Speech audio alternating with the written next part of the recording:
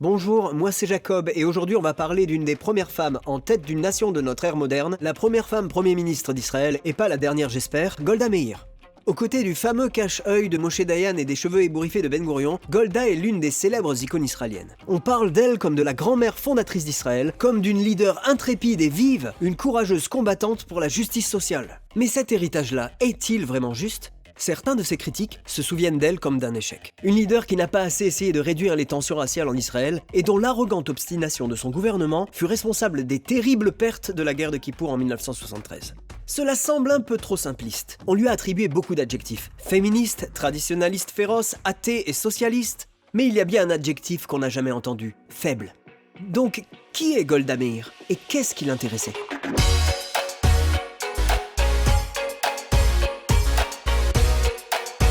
En tant qu'enfant en Russie au début du siècle dernier, Golda connut les terribles attaques en masse ou lynchage des juifs, appelés pogroms. Golda a 8 ans quand sa famille fuit la Russie pour s'installer à Milwaukee dans le Wisconsin, région du fromage américain. Ses parents ne voulaient pas qu'elle aille au lycée, mais Golda était une enfant têtue. Donc elle s'enfuit à deux chez elle pour s'installer chez sa grande sœur Sheina, une sioniste convaincue. Sa sœur tenait des réunions chez elle dans lesquelles des intellectuels juifs venaient discuter d'idées socialistes et de sionisme. L'adolescente qu'était Golda buvait leurs paroles. À 17 ans, elle se joint au groupe de travailleurs sionistes et marxistes, Poalet Zion. Et c'est ainsi que débute sa carrière dans le sionisme. S'il fallait résumer la vie de Golda et sa carrière en 3 mots, ce serait « il faut avancer ». Peu importe ce qu'il fallait faire, elle retroussait ses manches et le faisait. Sentant qu'elle ne pouvait pas faire avancer les choses assez vite depuis les États-Unis, en 1921, à l'âge de 23 ans, son mari Maurice et elle immigrèrent en Palestine pré-israélienne. Ou disons, Golda immigra en Palestine pré-israélienne et traîna Maurice derrière elle. Ils emménagèrent dans un kibboutz où Golda prouva aux habitants qu'elle n'était pas une si gentille petite américaine. Rapidement, elle devint la représentante du kibboutz au syndicat, gravit des échelons pour finir par rejoindre l'agence juive, le quasi-gouvernement du peuple juif dans le pré-État d'Israël. Pour bien comprendre Golda, il faut se concentrer sur l'un des moments les plus marquants de sa carrière. La conférence d'Évian de 1938 dans une magnifique commune du sud-est de la France. Ça ressemble peut-être à un moment de détente, mais c'était tout le contraire. Le président américain Franklin Roosevelt y organisa une réunion de 32 pays afin de s'accorder sur le plan à adopter vis-à-vis des milliers de réfugiés juifs fuyant l'Allemagne nazie. Ce qui fut décidé, c'est qu'aucun d'entre eux n'accepterait d'autres réfugiés, y compris les États-Unis, dont la pression de politique interne se voulait de faire passer en premier l'Amérique, laissant alors les juifs se défendre tout seuls. Assistant à cette réunion en tant qu'observatrice de la communauté juive de Palestine sous mandat britannique, sans autorisation de parler, Golda observa avec horreur et frustration les dirigeants du monde entier envoyer tacitement ce message à Hitler « Nous avons assez de juifs, décidez ce que vous ferez des vôtres ». Cette expérience traumatisante influencera beaucoup de ses décisions dans sa vie. Sa vision du monde pourrait donc se résumer à cette expression en hébreu « Ein Breira », qu'on peut traduire littéralement par « il n'y a pas d'autre option ». Mais une meilleure traduction serait « il vaut mieux s'en occuper par soi-même, personne d'autre ne le fera à notre place ». Meir utilisa cette devise en 1948 quand elle insista pour que Ben Gourion l'envoie aux États-Unis afin de collecter des fonds pour la guerre d'indépendance. L'agent juif douta qu'elle obtienne les 5 millions nécessaires. Et finalement, ils avaient raison. Parce qu'elle revint avec 50 millions de dollars en espèces.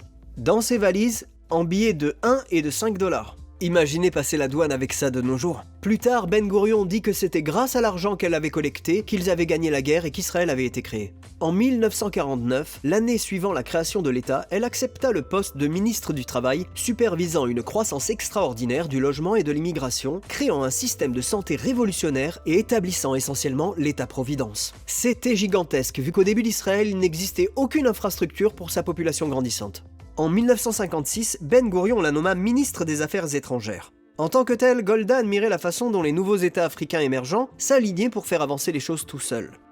Elle proclama « Comme nous, ils gagnèrent leur liberté après des années de lutte, comme nous, ils durent se battre pour la reconnaissance de leur État, et comme nous, rien ne leur a été servi sur un plateau en argent. » Elle se sentait aussi proche des Africains qui avaient enduré de grandes souffrances au fil des siècles, mais qui avaient su s'en sortir. Donc, elle décida qu'elle en avait assez de les voir souffrir et qu'il fallait qu'elle fasse quelque chose.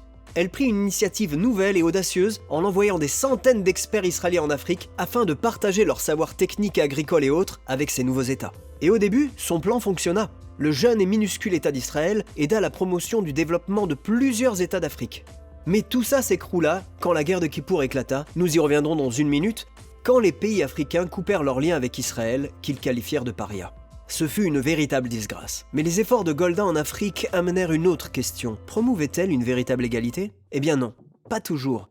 Dans les années 50, Israël était pressé d'accueillir des immigrants venant d'Afrique du Nord et du Moyen-Orient, qu'on appelle Mizrahim. Rapidement, ils composèrent plus de la moitié de la population. Et ce fut un énorme choc culturel. De sérieuses inégalités sociales apparurent alors. Plus tard, en tant que Premier ministre, Golda tenta plusieurs fois de combler ce fossé. Mais beaucoup de personnes de la communauté Mizrahi eurent l'impression qu'elle ne s'occupait pas des inégalités sociales en Afrique comme de celles existant dans leur communauté. Ce qui provoqua la création en 1971 d'un groupe de droit civil nommé Israel Black Panthers, inspiré des Black Panthers américaines. Lors d'une manifestation de 7000 personnes, ils accrochèrent une effigie de Golda en scandant « Un pays où la moitié est roi et l'autre moitié est traitée comme des esclaves, nous le brûlerons ».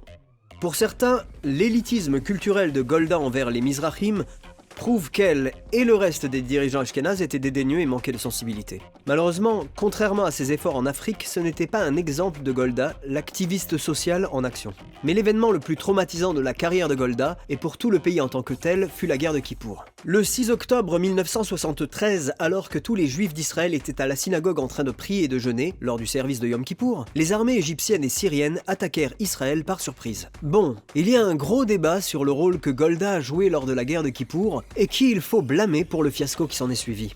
Pour certains, elle n'a pas du tout été à la hauteur. Avec ses conseillers, ils ont reçu plusieurs avertissements sur l'attaque imminente de la Syrie au nord et de l'Égypte au sud. Les troupes et chars égyptiens se rassemblent à la frontière? Non, c'est juste un entraînement. Une source égyptienne haut placée, le gendre de Nasser, avertit Israël d'une attaque imminente. Non, il n'oserait pas. Le roi de Jordanie rencontre le président d'Égypte et celui de Syrie, puis prend l'avion en secret pour avertir Golda en face à face du risque de ces attaques. Non merci, tout va bien. Les conseillers militaires de Golda n'imaginaient pas que les États arabes puissent attaquer Israël après leur écrasante défaite lors de la guerre des 6 jours. Après tout, qui voudrait à nouveau se couvrir de ridicule? Les renseignements israéliens assumèrent que les Égyptiens ne traverseraient jamais le canal de Suez et qu'ils ne pouvaient même pas envisager une guerre qu'ils ne gagneraient pas. Apparemment, les Égyptiens et les Syriens ne partageaient pas ces hypothèses. Qui l'aurait cru? Golda et le reste des dirigeants israéliens se firent avoir par ce complexe de supériorité. 6 heures avant l'attaque, quand Golda et son équipe comprirent que le risque de guerre était imminent, elle ordonna une mobilisation totale de l'armée. Ils ont vraiment attendu jusqu'à la dernière minute. Le chef de l'armée, David Elazar, voulut lancer une frappe préventive. Golda, ayant toujours eu l'instinct de frapper en premier, admettait ne pas avoir assez de connaissances militaires, et le ministre de la Défense Moshe Dayan et le chef du renseignement Eli Zeira la persuadèrent que l'Égypte et la Syrie ne s'apprêtaient pas à commencer une guerre. Il redoutait aussi qu'en attaquant en premier, il serait considéré comme l'agresseur et perdrait le soutien des États-Unis. Donc, au lieu de suivre son instinct, elle écouta ses conseillers militaires. Jusqu'au jour de sa mort, elle regrettera de ne pas avoir agi en premier.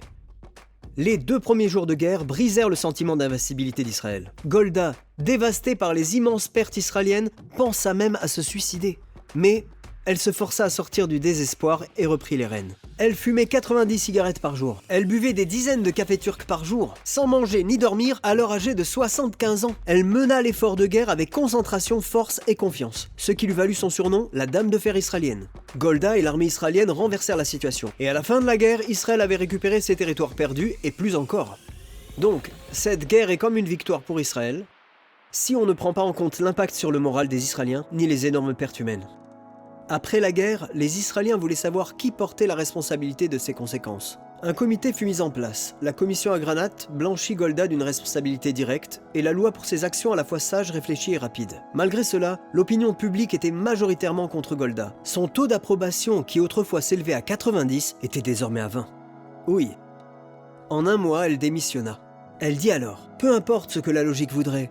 Ce qui importe, c'est que moi, pourtant habitué à prendre des décisions, qui en prit pendant la guerre, manqua de prendre cette décision-là. » Dans l'esprit de Golda, sa plus grande erreur fut de manquer à sa devise qui prenait tant l'action.